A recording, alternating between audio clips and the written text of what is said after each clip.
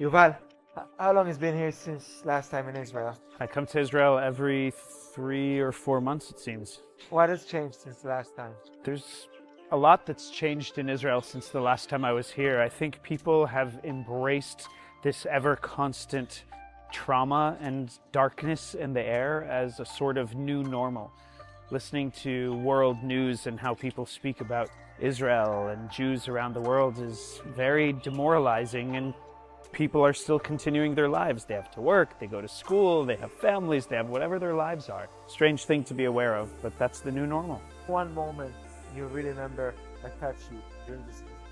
A moment that touched me the most during this specific visit was last night at Hostage Square, when I met with families and friends of hostages who are still being held by Hamas, Palestinian Islamic Jihad, and Gazan civilians themselves.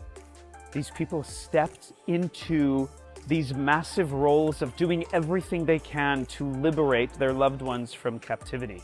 They're heroes of our people.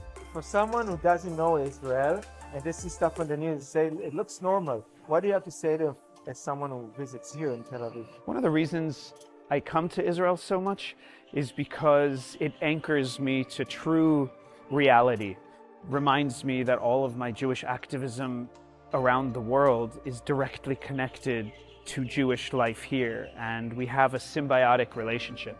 So reminding Jews and allies internationally to come here, to experience life here, and for Israelis, and especially Israeli leaders and politicians, to remember that they're also advocating and working for us and with us. We need to be much more together than we are.